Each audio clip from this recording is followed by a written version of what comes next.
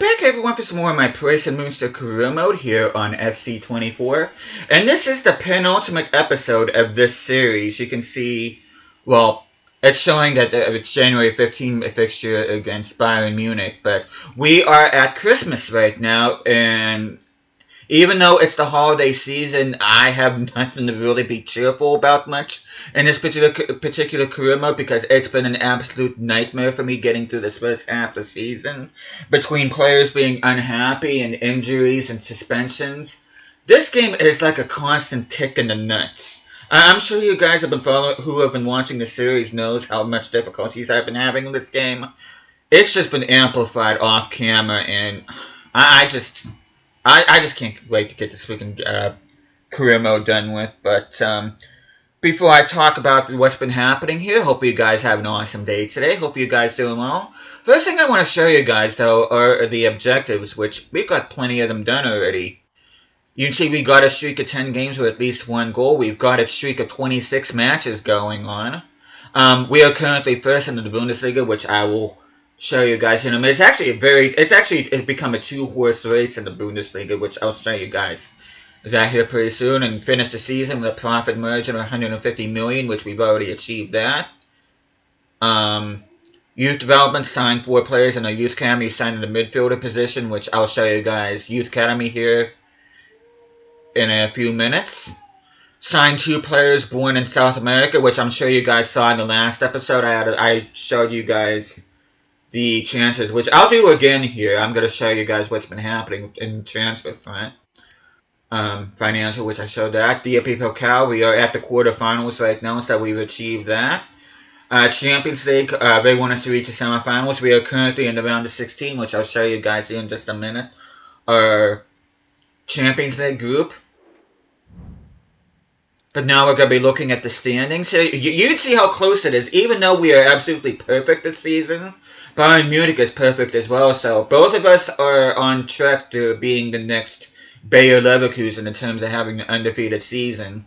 We are a whole 18 points out of third place Leverkusen, and Bayern Munich is 14 points out of them. So it is between us and Bayern Munich for the Bundesliga title this season. Leipzig is in 4th right now. You can see Union Berlin is in 8th. Hamburg is in 11th, which makes me happy as a fan. Mönchengladbach, who was actually competing for the title last season, is in the relegation promotion playoff spot. And Augsburg and Darmstadt are the bottom 2. Okay, Super Cup. We won that, which I didn't show on camera, but we did repeat as Super Cup winners. We beat Leipzig once again. We're at the quarterfinals of the DFB Pokal. You can see round 1, which we did not take part in. We beat Werder Bremen 2-1 in round 2. Just to show you guys the other fixtures in round 2. Round 3 ended up beating Augsburg 3-0. And you can see quarterfinals, no Bayern Munich, but we do see Borussia Dortmund, no RB Leipzig.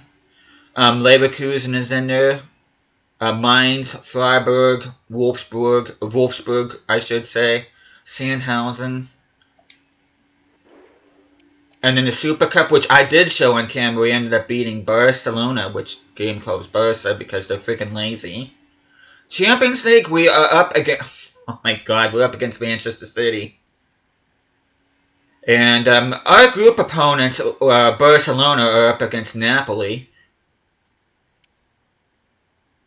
So, no, it wouldn't have mattered whether or not we finished first or second. We would have faced a tough opponent, which I'm going to show you guys the group stage right now. We ended up getting 4 wins, a draw, and a loss. We finished a point ahead of Barcelona. We ended up getting wins. We got a 5-0 win against Porto, 4-2 against Barca, 3-1 against Shakhtar. Again, another 4-1 against Shakhtar. We lost 3-1 against Barca, and we got a 1-1 draw against Porto. And then take a look at the other groups. Manchester City finished second behind Atletico Madrid, because of course they did. Milan and Chelsea, got Arsenal and PSG. Napoli and Leipzig, Leverkusen and Real Madrid. Bayern Munich and Sparta Prague, fair play to them. Juventus finishing bottom in their group. Ajax and Manchester United advancing from Group A.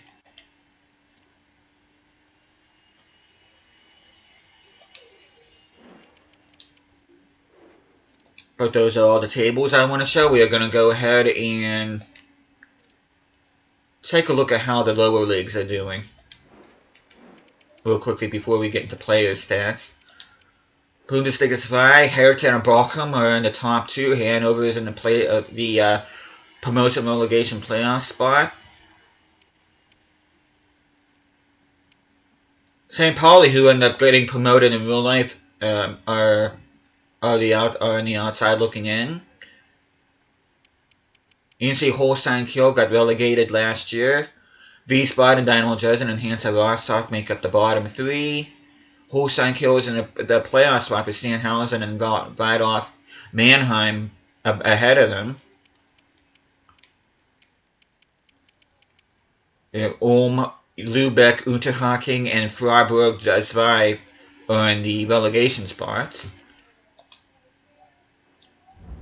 Take a look at player stats. You can see Van Dalven is our current goal scorer, which he hasn't been too bad in the Bundesliga, but Champions League has been a much different story in terms of gameplay. He just feels like a Yetz when I play him in the Champions League. You can see Batmans with 6, Goretzka with 5. Most assists, Pacina, Musiala, and Afenagayan with 6. Sanchez, Frey, and Batmans with 4 assists along with Van Dalven. Kovacic with 2. Clean sheets, yeah, we're not. Well, actually, we did get a couple clean sheets. Which I said Castillo's had a couple. Malagon with 1. DFB Pokal. Malagon with a clean sheet. Most assist right now goes to Otto from Sandhausen. And on top goal scorers, Basante from Sandhausen. So Sandhausen showing why they're in the quarterfinals, because they have 2 players that are both their leading goal scorer and their leading assister. And just to show stats for the Super Cup, which you guys saw that on camera. Van Dalven tied with the tournament lead in goals, though like I said, he's been kind of inconsistent in this tournament. Smith Rowe with 4 goals. Most assists, Smith Rowe with 4. Smith Rowe has actually been an awesome player for us so far. I'm tickled pink to have him. Though another winger of mine, which I'm going to talk about her pretty soon, has really been pissing me off camera. Castillo's with a clean sheet. Whoa. I wonder which Lopez that is for Newcastle. Oh, it must be Unai Lopez. Most clean sheets in the Europa League. Of course, sadly, in real life, Newcastle will not be playing European football next season due to Manchester United somehow beating Manchester City in the FA Cup, but oh well. But we are going to go to the Transfer Hub here. Just to recap all the deals that we made. Joelinton ended up bringing in from Monaco for 35 million plus Bora Jode, who was dropping an overall. Medina is my new center back alongside Perkovic, an 84 rating. Ended up paying 47 million for him. Cucurella ended up getting for 17 million plus Ander Campos. Though Cucurella is going to be suspended for our first Champions League match against Manchester City. That is not ideal. And Medina will be suspended for the Bayern Munich match in the Bundesliga, which, like I said at the beginning of the video, I've been having real issues with discipline with this team. And I don't like a lot of the players' attitudes in this team, and also we've also had a few injuries along the way too. But you can see Emil Smith-Rowe, we ended up paying 14 million plus Koningsdorfer, which we ended up getting him from Valencia. Harvey Barnes, which is technically not a member of the team yet, And I ended up paying $42 million, and I will show you exactly why I ended up bringing in Harvey Barnes. He is going to be my new starting left wing, or right wing rather. And I do know he is 30 years of age, but considering this is the last season as career mode, I really do not care. And it gives him a chance to reunite with Jolinton as well. Sanchez ended up bringing him back to the team. He's been a very good backup center mid for me. I ended up getting him from the free agency alongside Mateo Kovacic, who's been kind of whiny, not as good as Sanchez in my opinion. And we end up getting a new backup left back off of free agency, which is Diogo de Carvalho. I'm not sure whose regen this is offhand, but a very tidy backup player, so...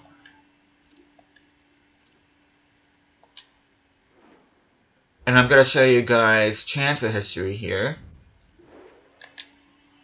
You can see we got Harvey Barnes for 42. Osman Bukhari, I tell you what, this guy, I cannot wait. I am so glad to see the back end of him and see him leave the door, because he has been an absolute asshole all season. And I'll show you the conversations I've had with him here in just a minute, but I ended up selling him to Leipzig for 45.4 because he submitted a transfer request that I'll show you guys here in a bit. Kaufman ended up selling. A couple players I ended up getting sending out loan. The two donuts, the Breeze and Lewis, ended up selling for a combined $38.1 million, which is good business if you ask me. Some more loan deals. You can see Smith-Rowe ended up getting more loan deals. Valenzuela, he's going to end up being my new backup goalkeeper. Well, if I did have a next season, he would be my new backup goalkeeper. But Shackmore ended up selling. Martin, I ended up selling to Sevilla because he was getting on my nerves, especially last season. Pizarro, I wanted to get some money in, so I ended up getting him since we got De Carvalho in the team. But yeah, I'm going to show you guys, even before we show squad here, I want to show you guys the conversations I've been having with Bukhari. Ooh. Okay, I'm going to start from the very beginning. He's like, hey boss, I was really down about not getting picked because he was low on fitness. I want to do everything I can to help the team in big games. Maybe it would be a good idea to look at my schedule and think about rotating the squad for easier fixtures. And I was honest with him, which ended up bringing his morale down. But I was honest with him. I'm saying, hey, look, I make the decisions here based on what I see in the training during the week. I thought your fitness levels had dipped, and so I left you out. I don't have to justify that. Which I don't. I'm the boss. And he's like, I need more games, Gaffer. Not playing isn't good for where I am in my career. I'm like, I rely on you in the games that matter most, so you shouldn't be concerned about being left out once or twice lately. And he's like, look, boss, I'm not injured, am I? Is it just about fitness? I don't know what you think about squad rotation, but I'm worried about losing my place in the team here. See, he's starting to get really bold here, and I'm like, you're not the only player I have to worry about, but I need the team playing at the maximum every week now. If I can't have you at your best, then maybe we need to think about where we go in the future. And he's like, boss, I've got to be honest with you. I think me not getting games is starting to damage my career. I want to get away and make a fresh start somewhere else. Please let me leave so I can get chances to play. And of course, I'm like, I am grateful for the time you spent at the club, and I hope you learn from the experience here. The games will help you grow as a player. But can you believe this guy? I mean, I put faith in him. I got rid of Königsdorfer over this guy because I had more faith in him. And this is how he repays me. I was better off just keeping Königsdorfer. But yeah, that really does not make me happy at all. But we're going to go ahead in the youth academy here, which I've been training a whole bunch of players. I'm going to change him. I just signed these guys for the objective. These guys really don't have a future in this team. But I'm going to go ahead, show you guys stats anyway. Just that's what I do. Yeah, these guys aren't really going to amount to anything, if I'm being honest. And in craft, I'm just going to train him. Could also be a striker, but I'm going to train him for the opposite side. But yeah, you can see some of the stats right here. Whoop-de-doo.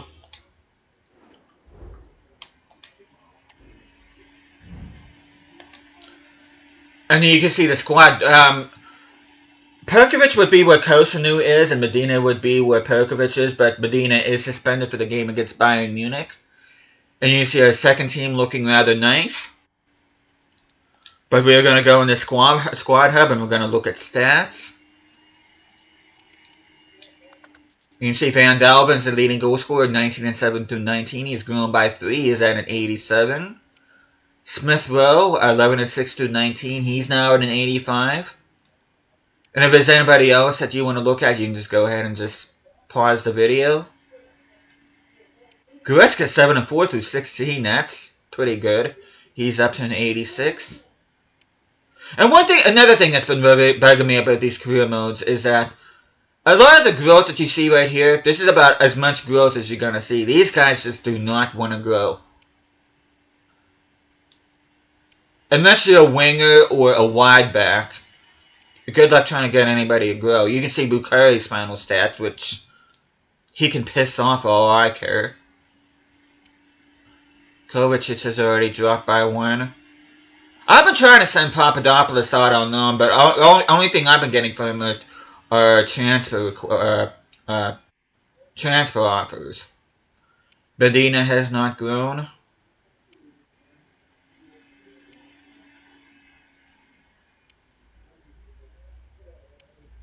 No, my guys aren't growing out on loan. That's concerning. Valenzuela grew by 1 at Levante. Oman growing by 2. Fuchs is growing by 2. So he might actually be in competition if I was starting another season with Valenzuela to see who could be my backup goalkeeper. Novak has grown by 4. He's growing like a weed. But yeah, I honestly can't wait to get done with this career mode, which the next season will be the final episode, but this game, I know the Euro 2024 DLC came out. I might feature that, which if I do, you'll probably be seeing it before this, but I'm not really, after playing this game and seeing how effed up it is, I'm not exactly chomping at the bits to play any of the Euro 24 DLC, to be honest. And the sad thing is, that was the whole reason why I bought this game. But I'm going to show you guys player attributes here real quick. I'm also going to look at stats. 2 weeks, Castiles is going to be dropping to an 84. Malagone, he won't be growing anymore. Anybody in particular you want to look at, you can just go ahead and pause the video.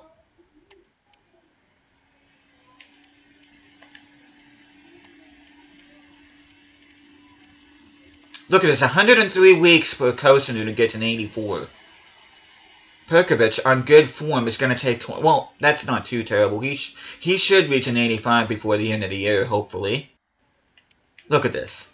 92 weeks on good form for him to reach an 80. This is what I'm talking about. Why is Lehman not being trained on the opposite? No wonder why he's not growing. Papadopoulos, hopefully I can get a loan deal for him. Kovacic will be dropping down to an 80 in 1 week. Goretzka, looks like it's going to be 13 weeks no matter what.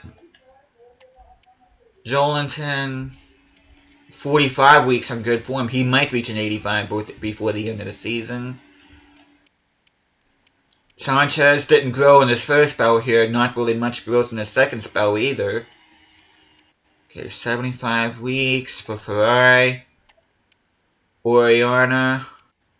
It just bugs me how long it's going to take, even on good and excellent form, for these guys to grow. Bukhari, those are his final stats. Again, good riddance and don't let the door hit you on the way out. I can't believe I got rid of Königsdorfer. Königsdorfer has more upside than Bukhari, but because of Königsdorfer playing inconsistent, I figure, you know what, I'm gonna stick with Bukhari because he's been more consistent and he is higher rated. But like I said, that's the thanks he gives me. I mean, it doesn't matter if Van Dalven grows anymore. Now, he's already at a decent rating, 68 weeks on excellent form. He's gonna stay there, so he's not gonna get above an 87 this year. But trying to think if there's anything else I wanted to show here, which I don't think there is. But let me just see here real quick. Let me look at the news. As you can see, we are in excellent status with the board. Torre got Player of the Month, which has nothing to do with us.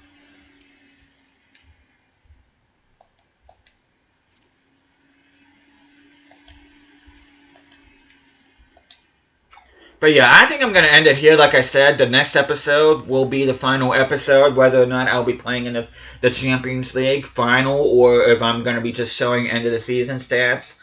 But the next episode will be the final episode of this career mode because I cannot wait to see the back end of this career mode. I've absolutely had enough of EAFC 24.